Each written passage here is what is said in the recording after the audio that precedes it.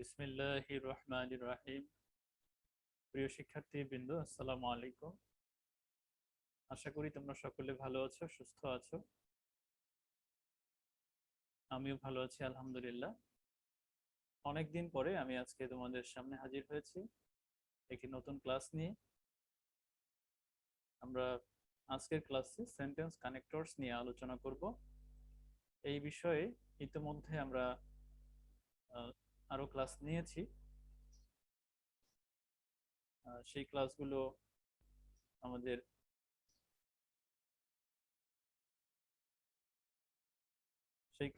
আমার ইউটিউব চ্যানেলে রয়েছে, এছাড়া ফেসবুকেও পাওয়া যাবে। আর আজকে আমরা নতুন করে আবার এই বিষয়টি আলোচনা করব, কেননা এই বিষয়টি অনেক গুরুত্বপূর্ণ। বর্তমানে যে সিলেবাসটি দেওয়া হয়েছে পরীক্ষার্থীদের জন্য, সেখানে এই বিষয়ের উপরে সাত সাত নম্বর বরাদ্দ রয়েছে এবং এখানে 14টি শূন্যস্থান থাকবে। এই 14টি শূন্যস্থানের প্রতিটির জন্য 0.5 করে নম্বর রয়েছে, অর্থাৎ 14টি যদি কারো সঠিক হয় তাহলে সে 7 পাবে। সুতরাং এটি অত্যন্ত গুরুত্বপূর্ণ একটি টপিক। এই টপিকে আরো যে ক্লাসগুলো হয়েছে সেগুলো আমার ইউটিউব চ্যানেলটিতে রয়েছে, হ্যান্ডি রিসোর্সের নাম। আর আজকে আমরা নতুন করে আবার এই টপিকের উপরে আলোচনা করব। আমি তোমাদের সাথে আছি মোহাম্মদ দেলোয়ার হোসেন, 35তম বিসিএস শিক্ষা ক্যাডার, প্রভাষক ইংরেজি, ঝালকাঠি সরকারি মহিলা কলেজ, ঝালকাঠি। তো আমরা মূল প্রসঙ্গে চলে যাই। প্রথমত, সেন্টেন্স কানেক্টরস কাকে বলে? আমরা জানি যে আমরা বাক্য বা কথা বলার সময় অনেক রকমের শব্দ ব্যবহার করে থাকি, যে শব্দগুলো মূলত আমাদের বিভিন্ন বাক্যের মধ্যে বা বাক্যের বিভিন্ন অংশের মধ্যে সম্পর্ক স্থাপন করে। বাংলায় এগুলোকে আমরা বলি অব্যয়পদ, আর ইংলিশে বলা হয় ইন্টারজেকশনস কিংবা লিঙ্কার্স। তো এই লিঙ্কার্স গুলো যেমন আমরা বাংলায় ব্যবহার করে থাকি ও, অথবা, এবং, আরো, নতুবা, নয়তো, হয়তো, হ্যাঁ, ইত্যাদি, বা অতএব, বা তাই, তাহলে। ইংরেজিতেও একইভাবে আহ, যেই শব্দগুলো রয়েছে সেগুলো যেমন আমরা ইংলিশে বলতে পারি and, but, or, not, therefore, if, either or, neither, not, so, ইত্যাদি। এই শব্দগুলোকে আমরা বলে থাকি লিঙ্কার্স বা সেন্টেন্স কানেক্টরস। তাহলে সংজ্ঞাটা এরকম দাঁড়ায় যে in speech we use a certain type of phrases. কথোপকথনে আমরা একটি বিশেষ ধরনের ফ্রেজ ব্যবহার করি বা শব্দ ব্যবহার করি in order to make the sentences coherent, cohesive and relevant। বাক্যগুলোকে কোহেরেন্ট করার জন্য, কোহেসিভ করার জন্য এবং রেলেভেন্ট করার জন্য। কোহেরেন্ট হচ্ছে কথাগুলোর মধ্যে পরস্পর একটি সম্পর্ক, কোহেসিভ হলো সংযুক্ত, এবং রেলেভেন্ট অর্থ হচ্ছে প্রসঙ্গ, প্রাসঙ্গিক। তাহলে মূল কথা হচ্ছে যে আমাদের কথাগুলো যেন এলোমেলো না হয়, একটার সাথে আরেকটার যেন একটা সম্পর্ক থাকে, সংযুক্ত থাকে, এবং মনে হয় যে এই কথাগুলো একটা প্রসঙ্গে বলা হয়েছে। লিঙ্কার্স আর ফ্রেজের ব্যবহার সবচেয়ে বেশি হয় হচ্ছে প্যারাগ্রাফ লেখার ক্ষেত্রে এবং এসে রাইটিং এর ক্ষেত্রে। অর্থাৎ আমরা যখন এসে লিখি তখন মূলত আমরা কিন্তু কতগুলো প্যারাগ্রাফ লিখি। সুতরাং বলতে পারি যে প্যারাগ্রাফ লেখার ক্ষেত্রেই লিঙ্কার্স ব্যবহৃত হয় সবচেয়ে বেশি। যাই হোক, তাহলে আমাদের মূল কথা হলো যে একটি প্যারাগ্রাফে অথবা কয়েকটি বাক্যে বা একটি বাক্যের মধ্যে কয়েকটি বাক্যের অংশের মধ্যে সম্পর্ক স্থাপন করার জন্য যে শব্দগুলো ব্যবহৃত হয় সেগুলোকেই বলা হয় লিঙ্কার্স বা সেন্টেন্স কানেক্টরস, অথবা বাংলায় যাকে বলতে পারো যে অব্যয়পদ। ইংলিশে সেটাকে ইন্টারজেকশন বা কনজাংশন বলা হয়ে থাকে। লিঙ্কিং ওয়ার্ডস হলো আমাদের স্পিচে অনেক বেশি গুরুত্বপূর্ণ ভূমিকা পালন করে। Linking words play a valuable role in making speech logical and continuous. অর্থাৎ আমাদের স্পিচকে যৌক্তিক, যুক্তিযুক্ত এবং চলমান রাখার জন্য লিঙ্কিং ওয়ার্ডস এর ব্যবহার অপরিসীম। উদাহরণ আগেই বলেছি, and, but, therefore, unless, if ইত্যাদি। একটা উদাহরণ দিয়ে আমি এখানে বুঝিয়েছি। আই অ্যাম এ স্টুডেন্ট, আমি একজন শিক্ষার্থী। I have to use my time properly, আমার সময়কে যথাযথ ব্যবহার করতে হয়। এই যে একটি দুটো বাক্য, আই এম এ স্টুডেন্ট এবং I have to use my time properly. I am a student, I have to use my time properly, এখানে একটা শূন্যস্থান ছিল। তো এই দুটো বাক্যের মধ্যে আমরা যদি বলি আমি একজন ছাত্র, আমার সময়কে যথাযথভাবে ব্যবহার করতে হয়। এখন এই দুটো বাক্য কিন্তু আলাদা আলাদা ভাবে বললে কেমন খাপছাড়া মনে হয়। তো এই বাক্য দুটোকে যদি সংযুক্ত করে দেই যে আমি একজন শিক্ষার্থী, তাই আমার সময়কে যথাযথভাবে ব্যবহার করতে হয়, বা অতএব আমার সময়কে যথাযথ ব্যবহার করতে হয়, এর কারণ হলো আমি একজন ছাত্র। তাহলে দুইটা বাক্যের মধ্যে এই সো বা অতএব শব্দটি দ্বারা একটা সম্পর্ক স্থাপন করা হয়েছে। 2 নম্বর, হি লাইকস ইংলিশ, সে ইংরেজি পছন্দ করে। বাট শি হেটস ইট, কিন্তু সে ইহা অপছন্দ করে। অর্থাৎ একজন পুরুষ বা হি ইংরেজি পছন্দ করে, আর একজন নারী বা শি ইংরেজিকে অপছন্দ করে। তাহলে এই যে দুটো বাক্য, একটা হচ্ছে একজন পছন্দ করে আর একজন অপছন্দ করে। যদি আমরা এভাবে বলতাম যে সে ইংরেজি পছন্দ করে, সে ইহা ঘৃণা করে, তাহলে কি হতো, মানে বাক্য দুটো কোন প্রসঙ্গে বলা হয়েছে সেটি বোঝা যেত না।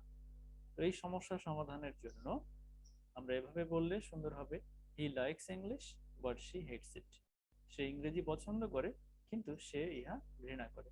তাহলে কি দাঁড়ালো, যে দুজনের মধ্যে যে কাজের বৈপরীত্য একটি বিপরীত সূচক বিপরীত অর্থ জ্ঞাপক লিঙ্কিং ওয়ার্ড দিয়ে এটা বোঝানো হলো।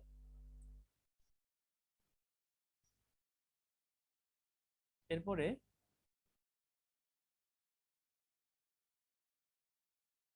এরপরে আমরা দেখব যে বিভিন্ন ধরনের লিঙ্কিং ওয়ার্ডস এর ব্যবহার। প্রথমত লিস্টিং, আমরা কিছু লিঙ্কিং ওয়ার্ড ব্যবহার করব শুধু লিস্ট করার জন্য, তালিকা তৈরি করার জন্য।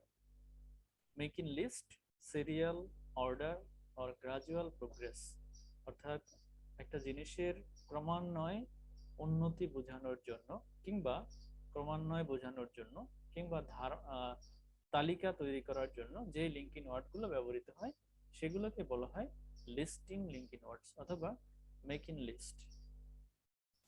আচ্ছা, লিস্ট করার জন্য আমরা কি করি, প্রথমত, দ্বিতীয়ত এভাবে শব্দগুলো ব্যবহার করি, বা ফার্স্ট, সেকেন্ড, থার্ড এভাবে। একইভাবে এখানেও ক্রমান্বয়ে বোঝানোর জন্য first, firstly, at first, in the first place, at the beginning, in the beginning, এগুলো হচ্ছে প্রথম বোঝানোর জন্য। At the beginning, in the beginning, in the first place, এই শব্দগুলো দ্বারা প্রথম বোঝায়। এরপরে সেকেন্ড, সেকেন্ডলি, এটা দ্বারা দ্বিতীয় বোঝায়। থার্ড, থার্ডলি, তৃতীয় বোঝায়। সিক্সথ, সিক্সথলি, ষষ্ঠ বোঝায়। এছাড়া এখানে অন্য ধরনের লিঙ্কিং ওয়ার্ডও আসতে পারে, যেমন নেক্সট অর্থাৎ পরবর্তী, দেন অর্থ পরবর্তী, আফটার দ্যাট তারপরে, আফটারওয়ার্ডস পরে। আবার আবার ব্যবহার করা যায় মাঝখানে, in between, in the middle, এর অর্থ হচ্ছে মাঝখানে।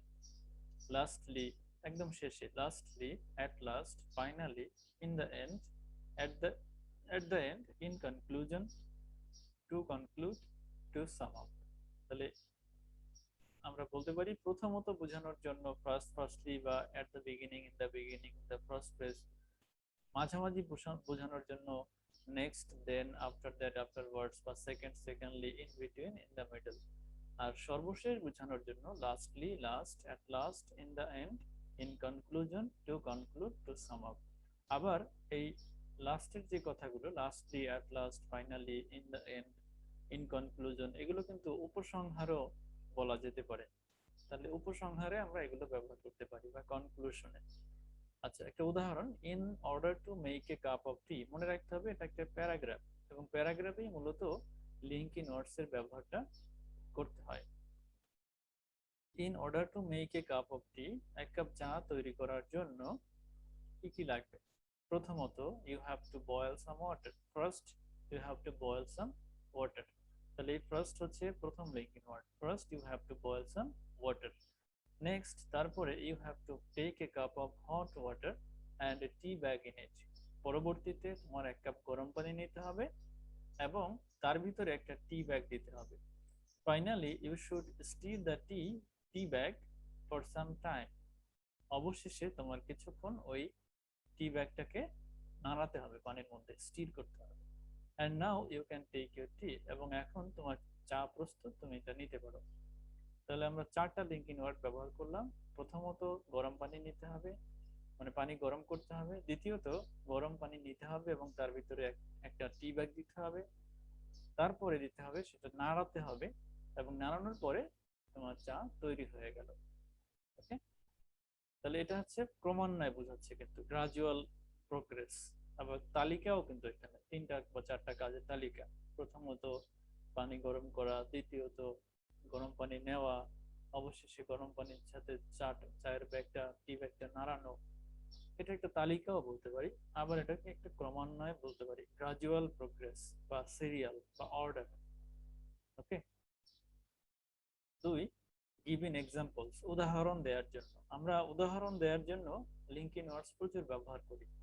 হ্যাঁ, যেমন কথায় কথায় আমরা বলি ফর এক্সাম্পল, কিংবা ফর ইনস্ট্যান্স, বা such as, that is, namely. এইগুলো কিন্তু আমরা প্রচুর ইউজ করি। For example, for instance, for তারপর namely, such as, in other words, that is. That is এর ল্যাটিন ভাবে লেখা হচ্ছে আই ডট ই ডট, এটাকে বলা হয় ইডেস্ট। আচ্ছা, we eat a lot of carbohydrate rich food, আমরা প্রচুর পরিমাণে শর্করা সমৃদ্ধ খাবার খাই। উদাহরণস্বরূপ, for example, such as, namely, okay, rice, flour, sugar, etcetera, এগুলো সবই হচ্ছে শর্করা খাবার। তাহলে আমরা প্রচুর শর্করা সমৃদ্ধ খাবার খাই। উদাহরণস্বরূপ বা যেমন রাইস, ফ্লাওয়ার, সুগার, এটসেট্রা। তাহলে আমরা for example, such as, namely, এটা হচ্ছে এক্সাম্পল দেওয়ার জন্য ব্যবহার করলাম। His behavior is very bad, তার আচরণ খুব মন্দ। In other words, he behaves very cruelly, অন্য কথায় সে খুবই নিষ্ঠুর ব্যবহার করে। তাহলে তার ব্যবহার খুব মন্দ, এই কথাটিকে উদাহরণ দিয়ে বোঝানোর জন্য in other words এই শব্দটি ব্যবহৃত হলো। In other words, অন্য কথায় বলা যায় he behaves very cruelly। তিন, ফর শোয়িং রিজন, কারণ প্রদর্শন করার জন্য। কারণ আমরা অনেক সময় কথায় কথায় কারণ প্রদর্শন করি। তো কারণ বোঝানোর জন্য আমরা যেই লিঙ্কিং ওয়ার্ডগুলো ব্যবহার করি সেগুলো হলো since, as, because, for, why. Since অর্থ যেহেতু, এই সবগুলো অর্থই কারণ। Since, as, because, for, why, এগুলোর অর্থ হচ্ছে যেহেতু বা কারণ। নেচার রিটালিয়েটস অ্যাগেনস্ট ম্যান, প্রকৃতি মানুষের বিরুদ্ধে প্রতিশোধ নেয়। রিটালিয়েটস অর্থ হচ্ছে প্রতিশোধ নেয়, প্রকৃতি মানুষের বিরুদ্ধে প্রতিশোধ নেয়। সিন্স, অ্যাজ, বিকজ, ফর, কারণ মেন হ্যাভ হার্মড হার, কারণ মানুষ প্রকৃতির ক্ষতি করেছে। তাহলে মানুষ প্রকৃতিকে ক্ষতিগ্রস্ত করেছে, এই কারণে প্রকৃতি মানুষের বিরুদ্ধে প্রতিশোধ নেয়, রিটালিয়েট করে। তাহলে এখানে কারণটা বোঝাচ্ছে। Men have forgotten why Allah has created them, মানুষ ভুলে গেছে কেন আল্লাহ তাদের সৃষ্টি করেছিল। তাহলে আল্লাহ মানুষকে কেন সৃষ্টি করেছিল, কোন কারণে সৃষ্টি করেছিল, সেই কারণটা মানুষ ভুলে গেছে। তাহলে এখানে ওয়াই দ্বারা কারণ বুঝছে। এরপরে গিভিং এডিশনাল ইনফরমেশন, অতিরিক্ত তথ্য প্রদান করার জন্য ব্যবহৃত লিঙ্কিং ওয়ার্ডস। আমরা অনেক সময় কথা শেষ হয়ে যায়, কিন্তু শেষ হয়ে যাওয়ার পরে সেখানে আরো অ্যাডিশনাল কিছু কথা বলতে হয়। এই অ্যাডিশনাল কথা বলার জন্য যে লিঙ্কিং ওয়ার্ডস গুলো ব্যবহৃত হয় সেগুলো হলো and, both and, or, either or, neither nor, as well as, to, likewise, also, so on, apart from, similarly, again, not only but also, to, besides, moreover, furthermore, in addition, additionally, এগুলো সবই ব্যবহৃত হয়। তবে বিশেষ করে আমরা ব্যবহার করব and, or, as well as, to, also, so on, similarly, again, not only but also, besides, moreover, furthermore, in addition অথবা additionally, এগুলো আমাদের খুব ব্যবহার করতে হবে। আচ্ছা, either Rifat or Sifat will be on duty, Rifat অথবা সিফাত দায়িত্বরত থাকবে।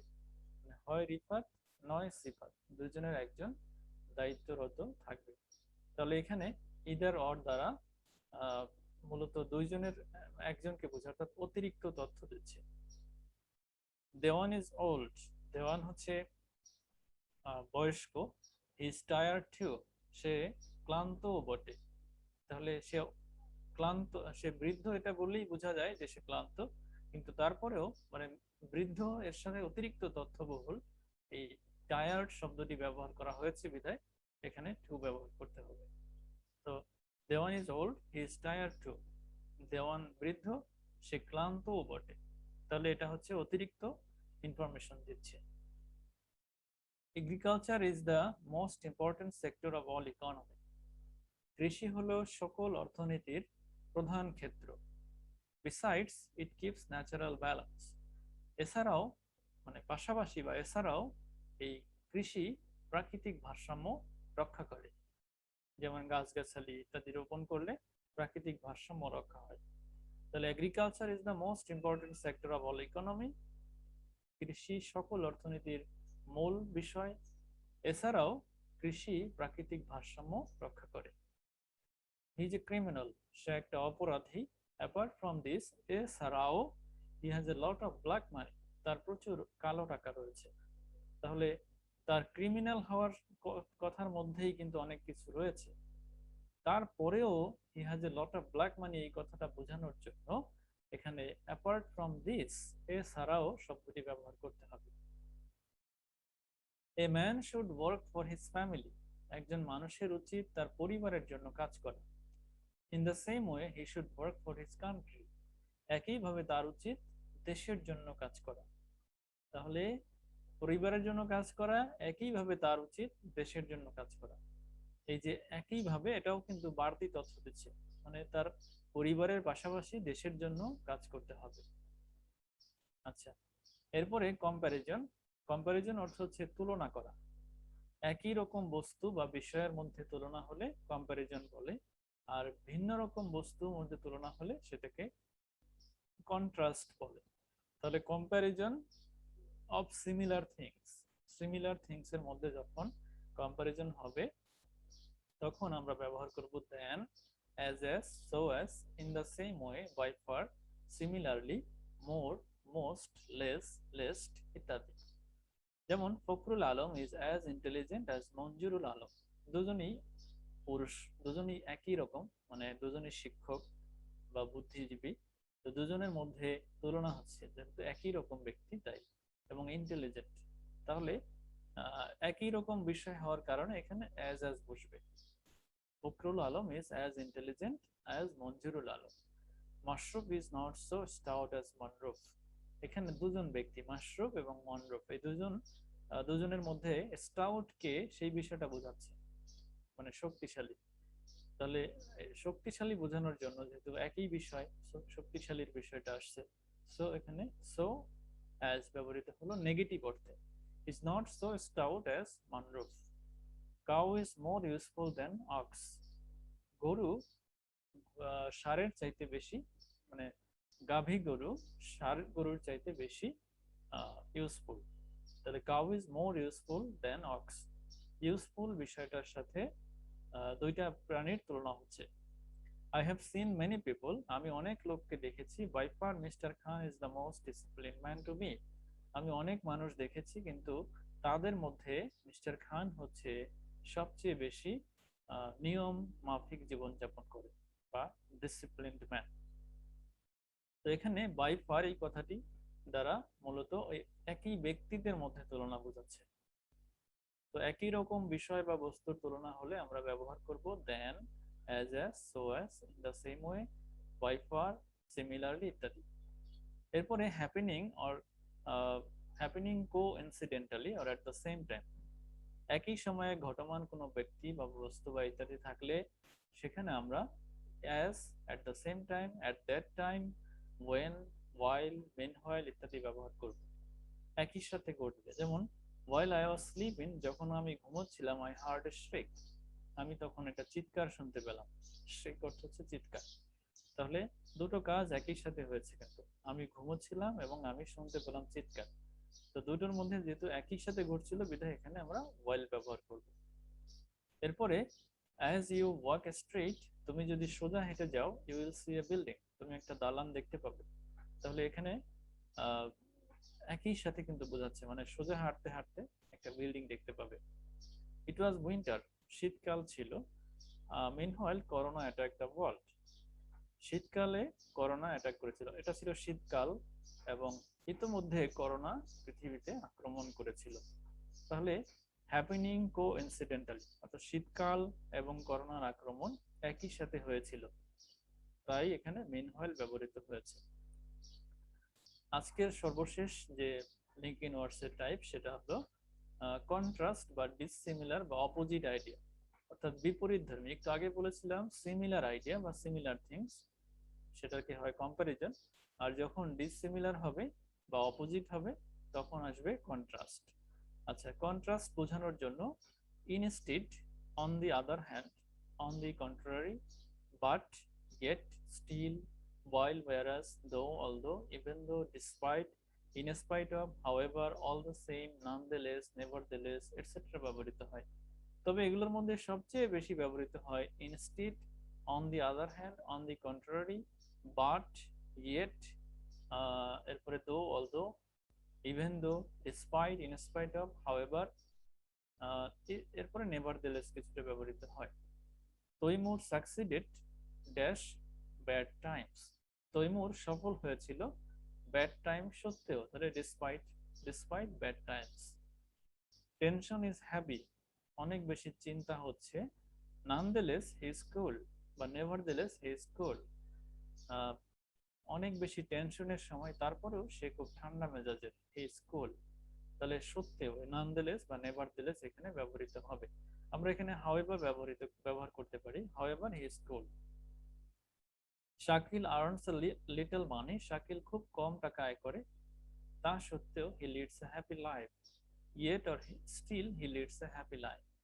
তাহলে দুটো বিষয়ের মধ্যে বিপরীত বোঝাচ্ছে, সে কম টাকা আয় করে কিন্তু তার জীবনটা সুখে।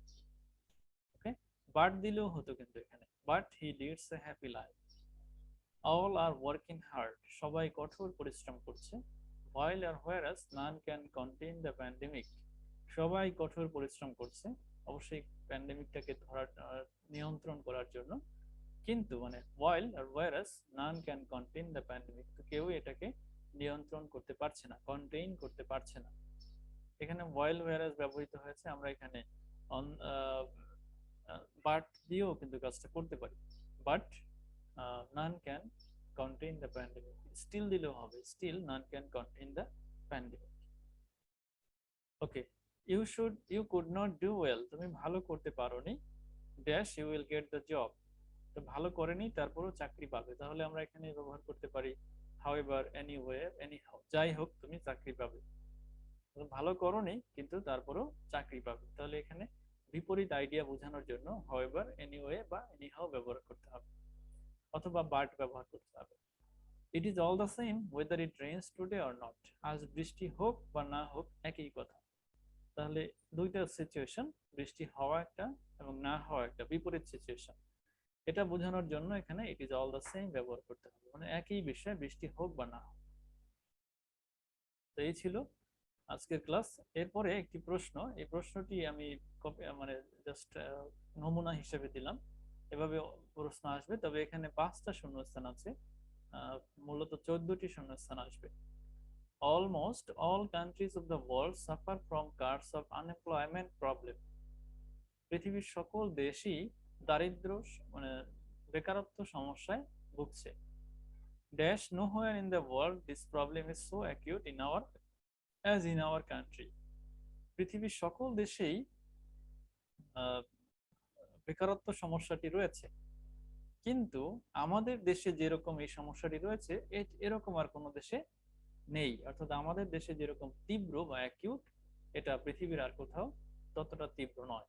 তাহলে আমরা এখানে বাট ইউজ করব, but now nowhere in the world is this problem is so acute as in our country, there are many reasons behind it, এর পিছনে অনেক কারণ আছে। তাহলে বোঝা যাচ্ছে এখানে উদাহরণ হবে, মানে লিস্টিং হবে কি কি কারণ আছে।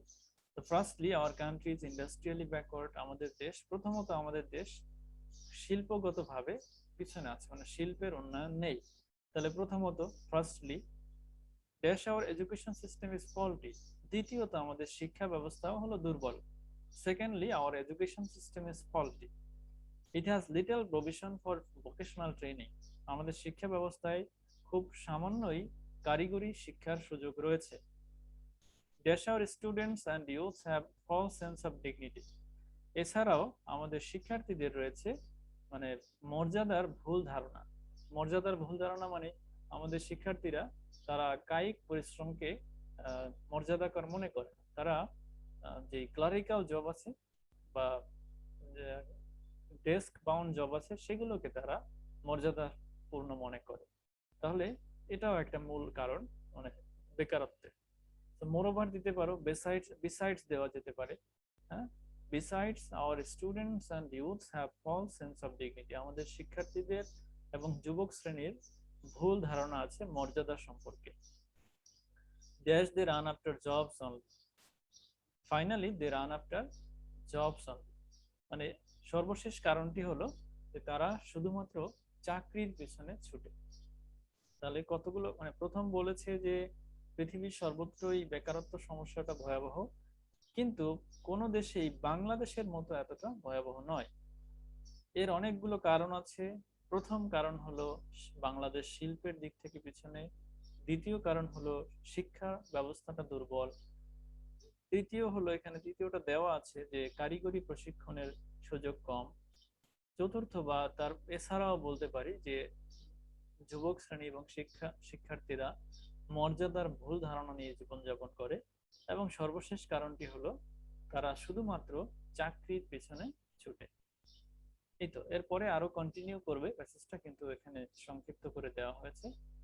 তো এই ছিল আজকের ক্লাস। সবাইকে ধন্যবাদ। এই ক্লাসটি এই ফেসবুক পেজে থাকবে, পাশাপাশি এটা ইউটিউবে থাকবে হ্যান্ডি রিসোর্স নামে, এবং আমার ব্যক্তিগত ফেসবুক পেজ হ্যান্ডি রিসোর্স, সেখানেও এটি পাওয়া যাবে। তো সবাইকে অনেক ধন্যবাদ। Stay at home, pray to Allah, stay safe. Allah হাফেজ। Thank you very much. আসসালামু আলাইকুম রহমতুল্লাহ। আল্লাহ হাফেজ।